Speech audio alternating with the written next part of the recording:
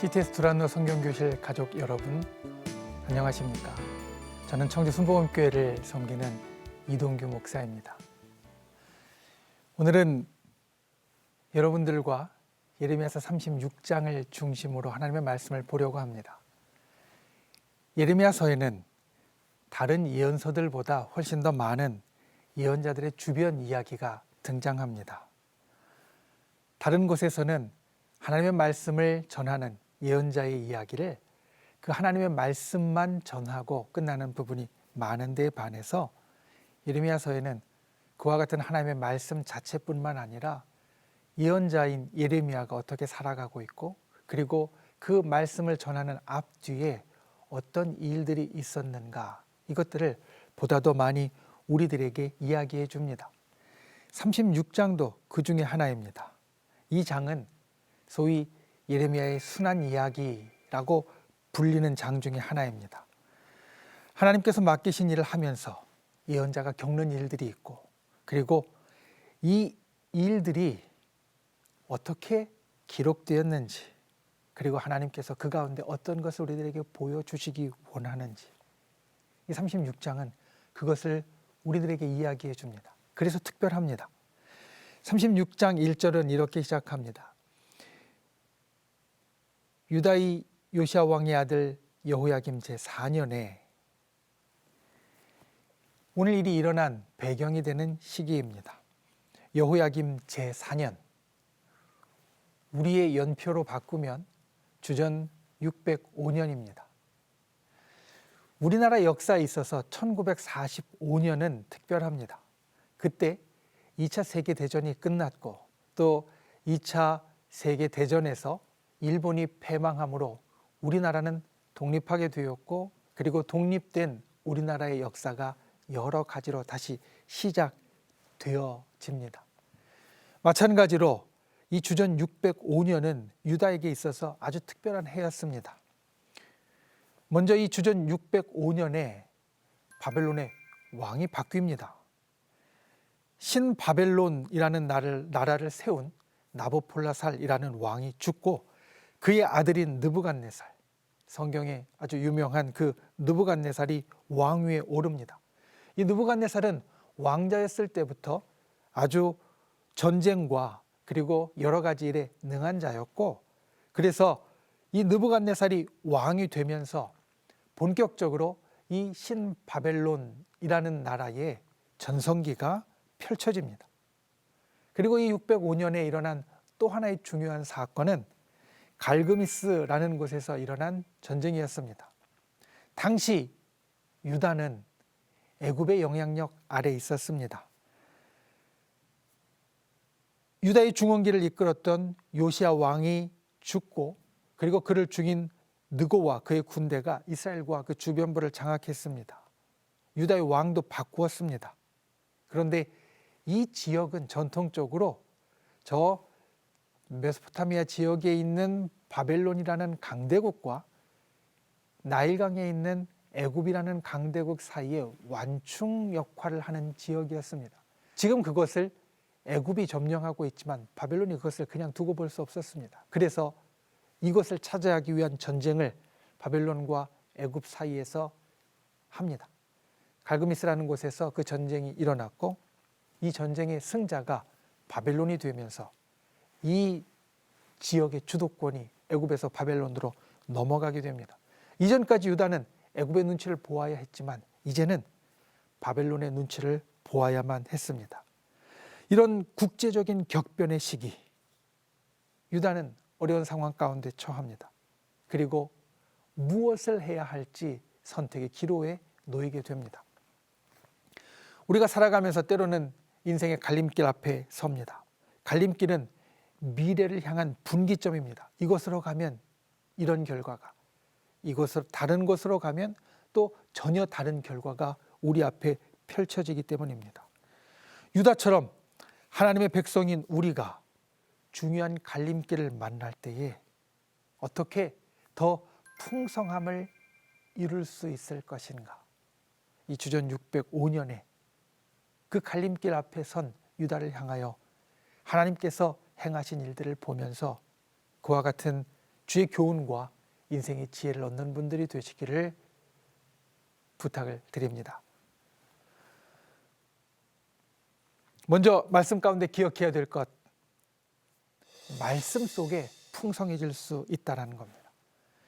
예레미야서 36장에는 특별한 상황이 등장합니다. 2절 말씀에 보면 너는 두루마리 책을 가져다가 내가 내게 일러준 모든 말을 거기에 기록하라 라는 하나님의 말씀이 예레미야에게 전해집니다. 여기에 나오는 예언의 말씀을 기록하라 라는 명령은 아주 드문 명령입니다. 보통은 하나님께서 선포하라 라고 예언자에게 말씀하시지 기록하라 라고 말씀하시지 않습니다. 그런데 왜 하나님께서 특별하게 말씀을 기록하라 라고 이야기하시는가? 그 이유가 3절에 나옵니다. 유다 가문이 내가 그들에게 내리려 한 모든 재난을 듣고 각기 악한 길에서 돌이키리니 그리하면 내가 그 악과 죄를 용서하리라. 무슨 말씀인가 하면 유다 백성들이 말로 하는 예언자의 선포를 받아들이지 않으니 글로 적어서라도 보다 많은 사람들이 혹시라도 더 그를 통하여 하나님의 말씀을 접함으로 정신을 차리기 원한다라는 말씀입니다. 성경에는 가끔 혹시라는 말이 나옵니다. 야고보서 5장 15절 말씀을 보면 믿음의 기도는 병든 자를 구원하리니 주께서 그를 일으키시리라. 혹시 죄를 범하였을지라도 사하심을 받으리라 라는 말씀이 나옵니다. 혹시, 전능하신 하나님께는 사실 잘 어울리지 않는 말씀입니다. 하나님은 이미 다 아시는데 혹시라는 다른 가능성을 이야기하는 것은 좀 이상합니다. 그런데 이 혹시라는 말은 하나님의 깊은 속마음을 드러내는 말입니다. 심판이라는 하나님의 계획이 있지만 이 모든 일을 관통하는 하나님의 저 깊은 뜻은 혹시라도 돌이키기를 원하신다는 말씀입니다. 우리의 삶도 마찬가지입니다. 때로 하나님께서 정하신 계획이 있습니다. 그 계획이 우리를 너무 괴로운 시간으로 이끌고 갈 수도 있습니다. 그런데 그 힘든 일들 속에서 우리는 그 속에 있는 깊은 하나님의 마음을 알아야 합니다. 하나님은 모든 경로로 이것을 말씀하십니다. 하나님의 마음을 알라. 그리고 그렇게 되면 주님이 말씀하시는 혹시를, 만에 하나의 가능성을 역시로 100%의 가능성으로 우리의 것으로 만들 수 있습니다. 저 여러분이 이 하나님의 깊은 마음을 알고 이 100%의 역사를 만드는 분들이 되시기를 소망합니다. 이 하나님의 마음을 알리기 위해 예레미야는 네리야의 아들 바룩을 부릅니다. 그리고 말씀을 기록하여 낭독합니다. 36장에 보면 총 3번 하나님의 말씀을 낭독하는 것이 나오는데 첫 번째 낭독은 10절에 나옵니다. 우리 함께 말씀을 봅니다. 바룩이 여호와의 성전 윗들 곧 여호와의 성전에 있는 세문 어귀 곁에 있는 사반의 아들 서기관 그마리아의 방에서 그 책에 기록된 예레미야의 말을 모든 백성에게 낭독하니라. 그때의 그마리아의 아들인 미가야가 말씀을 듣고 유다의 모든 고관들이 모인 자리에서 이 내용을 전합니다. 그래서 두 번째 낭독이 이제 이루어집니다. 15절 말씀에 보면 모든 고관들의 요청을 받아 바룩이 다시 낭독하였습니다. 그리고 고관들은 이 말씀이 어떻게 기록되었는지 그 경위를 묻습니다. 이 말씀을 듣고 고관들은 놀라 몸을 벌벌 떱니다. 그리고 19절 말씀에 보면 이 말씀이 행여나 바룩과 예레미야에게 어려운 일을 만들어낼까 봐 그들에게 몸을 숨기라고 충고합니다. 그리고 나서 말씀의 낭독이 한 번 더 이루어집니다. 36장 21절입니다. 고관들은 자신들이 들은 내용을 왕에게 전했습니다. 그리고 바룩에게서 받은 두루마리를 가져와서 여후디가 왕과 왕의 곁에 선 모든 고관들 앞에서 낭독합니다. 이 하나님의 말씀을 3번째 낭독하면서 그들은 왕이 행여나 이 하나님의 말씀을 심각하게 받아들이지 않을까 기대했을 겁니다. 그런데 실제 일어난 일은 예상 밖이었습니다. 36장 22절에 보면 그때가 9째 달이었다라고 말합니다. 9째 달은 오늘날로 하면 11월부터 12월에 걸쳐 있습니다. 추운 때입니다. 그래서 숯불을 피워놓은 화로가 그 방의 중앙에 있었습니다. 하나님의 말씀을 들은 왕은 여후디가 낭독하는 대로 칼로 그 두루마리를 베어서 화롯불에 던져 태웁니다. 이것은 왕이 말씀을 가볍게 여기고 듣지 않는 것을 넘어 말씀을 거부하고 말씀의 효력을 없애려고 했다. 이런 말씀입니다. 하나님의 나라, 유다는 하나님의 나라였습니다. 그리고 왕은 하나님께서 세우신 왕이었습니다. 그런데 하나님의 나라에서 하나님이 세우신 왕이 하나님의 말씀을 듣지 않는 것은 분명히 잘못된 일입니다. 특별히 말씀 두루마리를 태운 왕의 행동 자체가 율법을 어기는 일이었습니다. 왕이 왜 율법 말씀, 하나님의 말씀을 태웠는가? 그 이유가 24절에 나옵니다. 여호야김은 나라에 재난이 닥치리라 라는 말씀에 옷을 찢지 않습니다. 이것이 왜 중요한가? 성경에 보면 악한 왕으로 평가받는 아합도 엘리야를 통하여서 하나님의 책망을 들었을 때에 그의 옷을 찢었습니다. 이것이 하나님의 말씀을 받고 심각하게 여기는 왕의 행동입니다. 그런데 여호야김은 옷을 찢지 않고 26절에 보면 오히려 이 하나님의 말씀을 기록한 바룩과 예레미야를 잡으라고 명령합니다. 하나님의 말씀을 진지하게 받아들이지 않았기 때문에 그는 이 하나님의 말씀을 불에 태웠다라는 것입니다. 자, 하나님의 말씀은 이제 불에 태워 없어졌습니다. 그러면 여러분 우리가 생각할 때 누가 이긴 것 같습니까? 하나님의 말씀을 불에 태운 왕이 이긴 것 같습니까? 예레미야서는 여러 곳에서 진짜 예언자는 말씀의 성취로 판별된다라고 말합니다.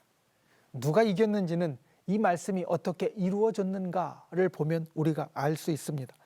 36장 27절부터 이후에 일어난 일들이 우리들에게 전해지는데 다시 하나님의 말씀이 선포됩니다. 다시 말씀을 두루마리에 기록하라라는 말씀과 이 땅에 바벨론 왕에 의하여 멸망이 일어날 것과 왕위가 끊어질 것과 여호야김이 죽을 것이다. 하나님은 이렇게 다시 한번 선포하십니다. 이 내용들은 여호야김이 반대하여 태워버리는 것입니다. 그런데 하나님은 다시 이것을 선포하시고 이것을 이루십니다. 실제로 이루어진 일은 이렇습니다. 여호야김이 죽은 후에 그의 아들 여호야긴이 왕이 되었는데 왕이 된 여호야긴은 곧바로 바벨론의 포로로 끌려가고 여호야김의 배다른 형제인 시드기야가 왕이 됩니다. 오늘 말씀대로 여호야김의 자손으로 왕위에 오른 자가 없게 됩니다. 나라는 멸망합니다. 여호야김은 거부했지만 하나님의 말씀은 성취되었습니다. 왕은 말씀을 불태워버림으로 말씀을 받아들이지 않으므로 재난을 없이하려 했지만 혹을 때려 했지만 오히려 그 재난은 더욱더 강력하고 더욱더 심각하게 그 땅에 일어나게 되었고 때려던 혹이 배로 붙게 되었다라는 것입니다. 여러분 하나님의 말씀은 살아 있습니다. 하나님의 말씀은 우리들 가운데 살아서 날마다 그 일들을 이루어 가시고 날마다 그 역사를 만들어 가십니다. 오늘 본문 말씀 예레미야 36장의 말씀은 어려움 가운데에서도 하나님의 말씀이 어떻게 여전히 살아서 움직이고 있고 이루어지는가를 우리들에게 말합니다. 말씀을 거부했던 여호야김 혹을 때려다가 더욱 큰 혹을 붙이게 되었습니다. 그렇다면 우리가 역으로 생각해서 말씀을 받아들였다면 그 말씀은 더욱더 풍성한 좋은 것으로 그에게 임하였을 것입니다. 기억하십시오. 오늘 말씀을 주신 하나님의 깊은 뜻은 구원에 있었습니다. 살아 역사하는 하나님의 말씀 앞에서 왕의 모습과 반대로 우리가 말씀을 듣고 받아들일 때 그 구원과 역사는 더 풍성해질 것입니다. 말씀 속에 하나님의 역사가 더욱더 풍성하게 일어나게 된다는 말씀입니다. 인생의 갈림길에 섰을 때 우리는 요야김처럼 하나님의 말씀을 거부하는 자가 아니라 하나님의 말씀을 받아들이고 더욱더 풍성케 하는 하나님의 큰 역사를 경험하는 분들이 되시기를 소망합니다. 두 번째로 오늘 말씀 가운데 더 풍성함을 위하여 기억해야 될 것은 동행할 때 더 풍성해진다라는 사실입니다. 오늘 본문에는 36장에는 두 명의 주요한 인물이 등장합니다. 하나는 예언자인 예레미야고 또 하나는 그 옆에 있었던 바룩입니다. 예레미야와 함께 했던 바룩은 서기관입니다. 성경에 나오는 서기관이라는 직책은 단순히 글을 쓰고 문서를 보관하는 사람이 아닙니다. 그들은 왕궁의 사무실에서 나라의 행정과 재정을 돌보던 고위 관료였습니다. 이런 고위 관료였던 바룩은 또한 예레미야의 친구이자 제자로서 예레미야에 관한 기록을 남긴 사람이 되었습니다. 서두에서 오늘 본문이 예레미야의 순환 이야기 중 하나라고 말씀드렸는데 이 예레미야의 순환 이야기를 다른 말로는 바룩의 전기라고 부릅니다. 바룩이 예레미야 곁에서 예레미야의 이야기를 마치 전기를 기록하듯이 적었다라는 뜻입니다.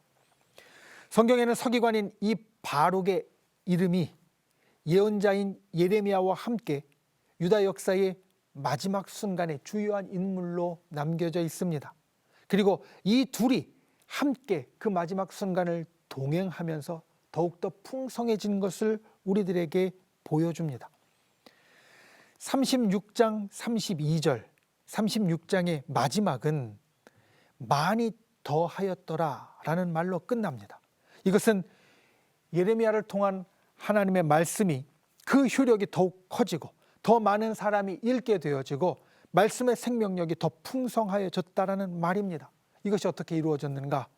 예레미야와 바룩이 동행하여서 이루어졌습니다. 말씀과 그 역사가 더욱더 풍성하여졌습니다.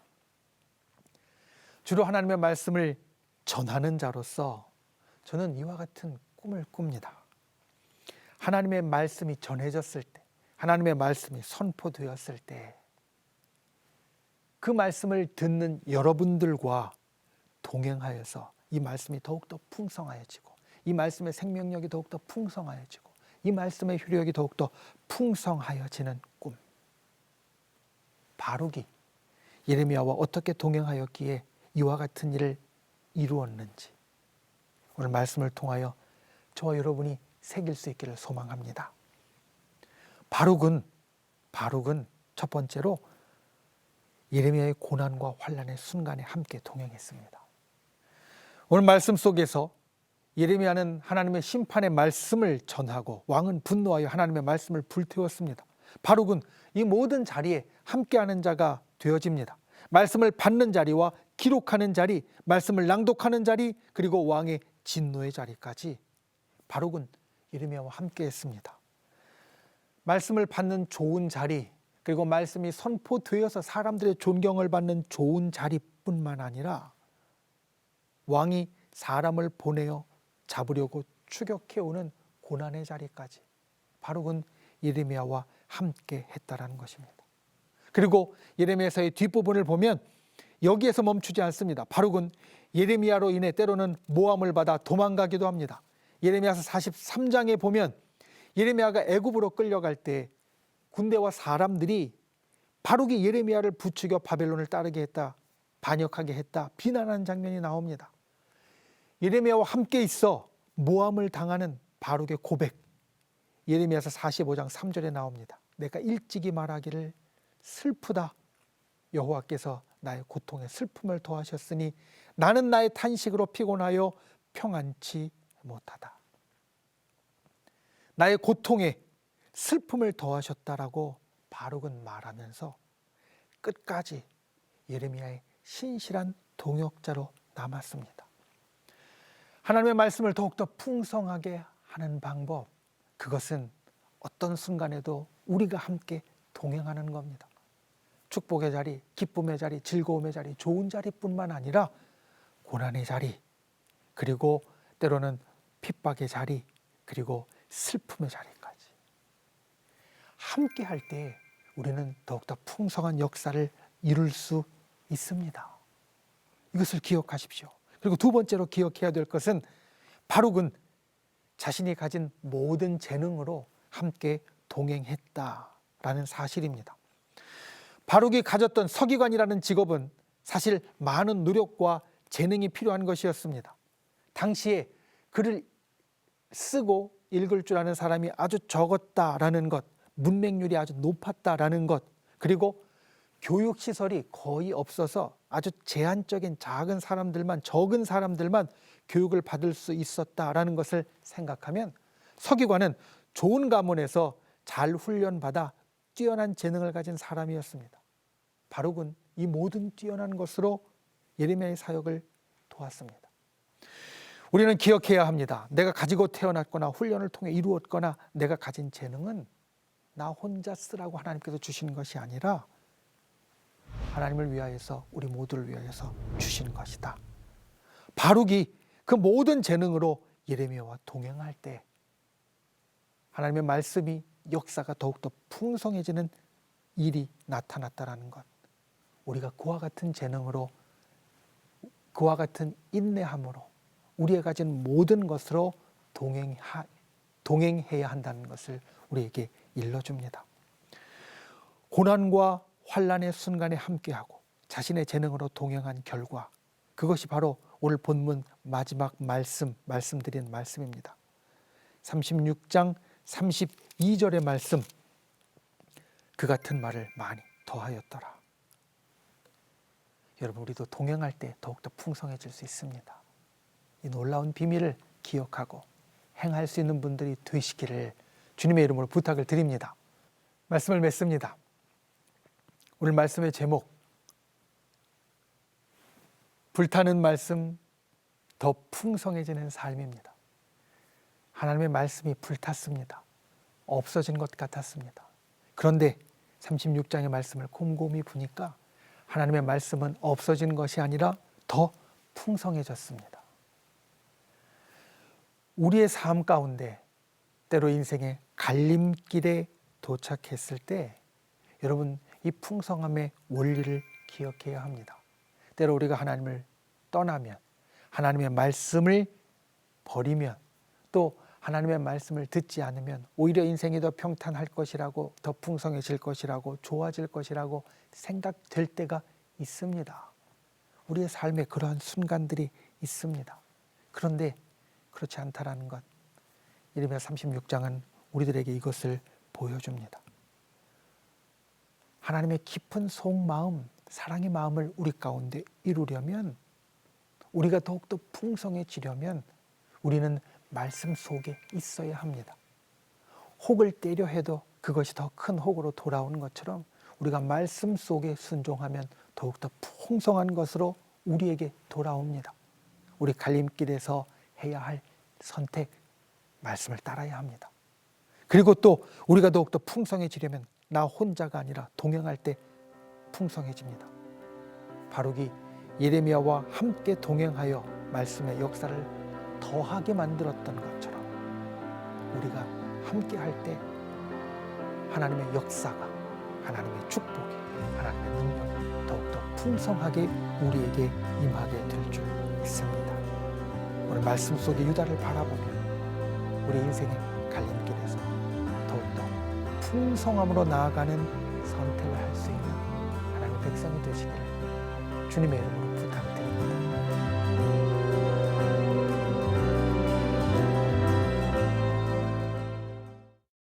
이 프로그램은 CTS 방송가족의 사랑과 후원으로 제작되었습니다.